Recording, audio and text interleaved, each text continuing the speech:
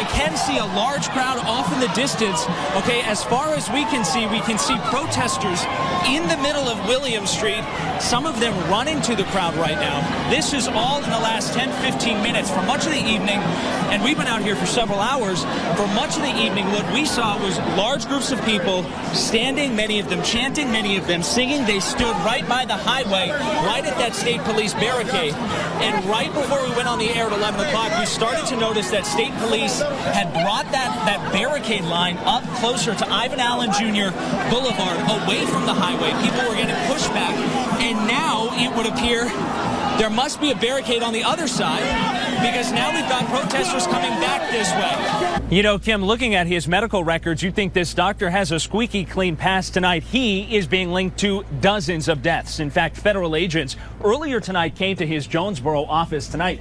It's all locked up. The sign on the door, go anywhere else. And Ben, not surprising, this one has everyone at the school behind us talking ever since this 7th grader took some red hair dye and gave herself a makeover. Ben and Sharon, it is so hard to talk to so many people who are trying to come to grips with this unthinkable tragedy. The Chattanooga Recruitment Center behind us, where he first came and opened fire, we found about 50 bullet holes in the front window. The value of these stolen comic books, we're talking upwards of $250,000, $250,000.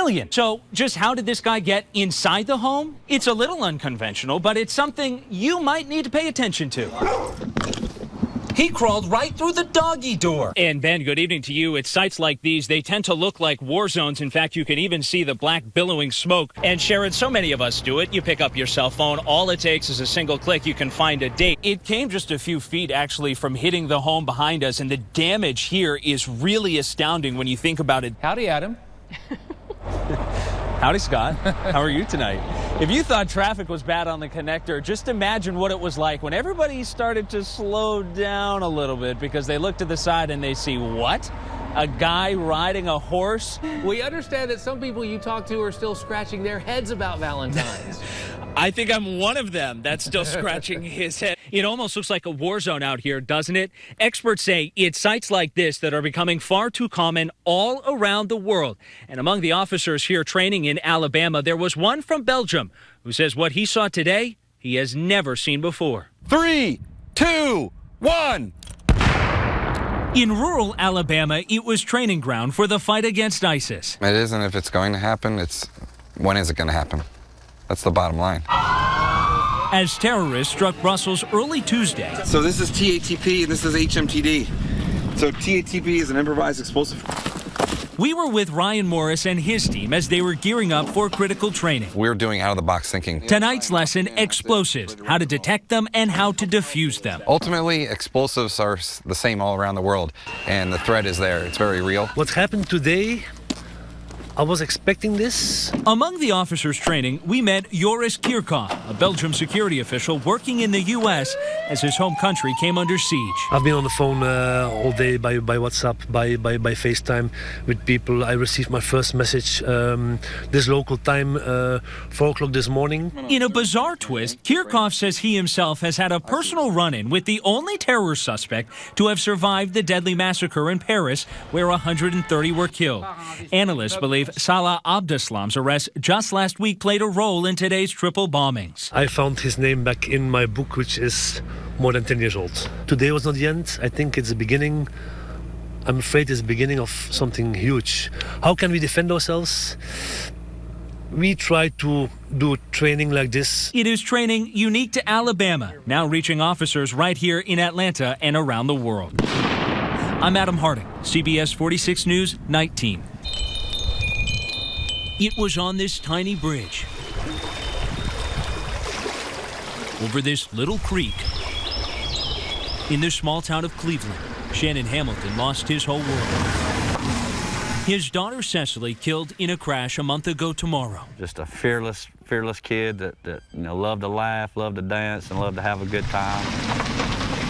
Cecily was with her friend Taylor. Their car went off the roadway and plunged into the water. Shannon has made it his life's mission to make sure that never happens again. When you're a grieving parent and you've lost your child, you do what you got to do. He wants a guardrail right here. He says he's gone to the city, he's pleaded, but so far nothing. Almost 30 days had went by, still nothing, and so I decided to take matters into my own hands. He thought he'd start building the rails himself. Police warned him not to. They were very respectful. They tried to talk me out of it. He looked at me and said, "You're going to do this anyway, aren't you?" And I said, "Yes." Sad. It's sad. Shannon was arrested minutes later. He's not angry, though. Not at all. He had to do his job, and as a father, I had to do my job, and all I was trying to do is save lives. I don't condone doing illegal activity, but I'm on a mission to impact lives and to do positive things. At the accident site, there are still hugs, there are still tears. There's also music and stories. They wouldn't want me to be sad. Taylor, he'd tell me all the time, keep up playing the guitar, because that's just what I do. Noah Dotson lost 2 friends that day 4 weeks ago. I wasn't even 3 miles down the road the day that it happened, and I was just devastated. But he knows their deaths will help bring change. The lives that they led and lived are still in the hearts of everybody that knew them. I know she's smiling down. The community's come together, supported us 100%, and even officers. They know where I'm coming from. And this is a change we're told county leaders want to see, too. In fact, they think in the next 2 weeks, if not sooner, those barriers will be put in place right on this bridge. As for Shannon, he says he'll continue to come here every day until he sees those barriers in place for himself. In White County, I'm Adam Harding, CBS 46 News. I'm the one that found him. The door was locked. He was unresponsive, wouldn't come to the door. I busted out that window. I opened the curtains and I found him face down on the bed. He was purple and blue. There wasn't no hope.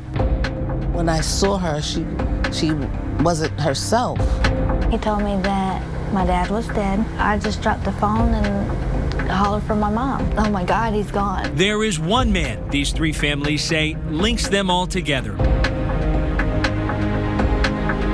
Dr. Narendra Nagareddy, a Jonesboro psychiatrist recently arrested. She liked him, but she just didn't feel comfortable with what he was giving her. But I would say, take it, maybe you'll feel better. We were there as federal agents raided his Clayton County office. They moved in and shut him down, accusing the doctor of unlawfully prescribing medication. Investigators tell us 36 of his patients have died in a 5-year span. This says 36 people died, 12 of them overdose deaths. In a CBS 46 exclusive, we tracked down the doctor to a Henry County home.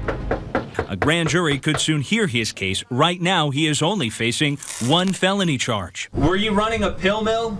No, sir. Not at all.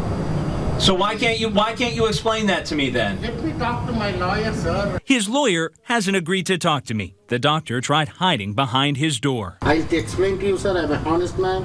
I look after all the severely mentally ill patients. Please understand, sir. But court records allege he wasn't at all taking care of his patients properly. Many, we found in these documents, received minimal examination, evaluation, or testing. Yet the doctor regularly prescribed excessive amounts of controlled substances for no legitimate medical purpose. I think these patients had an addiction. I think Dr. Nagareddy enabled their addiction. Michael Robinson still lives across the street from the home where he found his dad David dead from an overdose. Hell, I miss him every day. It's my dad. I'm only 31 years old. According to this newly released search warrant, family members told investigators David had a history of prescription drug abuse. But records show at least 24 times in a 13-month span he got his hands on medication, including a bottle of 90 anxiety pills just 4 days before his death. If he wasn't prescribed all them meds, then yeah, he'd still be alive today. And this is what I haven't thrown away. Georgette Mahey tells me she met the doctor several times. She doesn't blame him for the death of her diabetic daughter, but says she's still asking why he kept prescribing so much medication. In fact, here's a bottle she still has full of pills. And her and her brother. Latricia Mahey died 9 months ago. Her and her daughter look so much alike. Leaving Georgette to raise a granddaughter all on her own. I'll be 65 in a couple of months. I didn't think I would have a teenager. He was taking a lot of medication. And then there's Shonda Witten. This is the last photo ever taken of her dad. It was also the last time she ever saw him. Roy Denson is one of the 36 names we found listed in these court records. He said that he wished he could have been a dad, but all he knew how to do was be a friend, and that he would always be my friend. They're all part of a case police say is unlike any other in the state's history. And it was so egregious, instead of receiving help, it appears that some of them were receiving a death sentence. Clayton County's police chief helped oversee Nagareddy's arrest earlier this year. Of course, Clayton County is a better place now that Dr. Nagareddy is off the street. It is the latest bust in a statewide crackdown on these so-called pill mills, where patients allege they have easy access to pain meds not because they need them, but because they want them. The top 4 causes of overdose drugs in our state are Oxycontin, methadone, Xanax, and hydrocodone. And that's all stuff you can get through pain clinics. It's why the Attorney General fought for tougher laws and recently helped pass new legislation requiring all pain clinics to be licensed with the state. They have to be owned by doctors or hospitals, and not a single employee can have a criminal record. How many suspected pill mills would you say your office is investigating right now? Candidly, that's not public information. I will tell you it's less than it was before passage of the pill mill bill. The law doesn't say a doctor has to stop prescribing medicine just because someone has a drug problem. Defense attorneys warn of a legal gray zone, a sort of protection or buffer for doctors. Despite the high number of deaths, Dr. Nagareddy isn't facing murder charges. They either have to show that the doctor intentionally killed the patient, or they need to show that the doctor's writing of the prescriptions was so reckless, so negligent, that it was foreseeable that it would lead to someone's death. Our own investigation found Dr. Nagareddy had a squeaky clean record with the state medical board. It has left these families asking, how could this have happened, and what is proper justice? As we continue to learn more about the 36 patients named in this investigation, the doctor's future is uncertain. Despite repeated attempts for comment, his attorney contacted me just one time. It was a text message telling me to stay away from his client's property. Tonight, we know Dr. Nagareddy's medical license has been suspended. We will keep digging. I'm Adam Harding, CBS 46 News Night Team.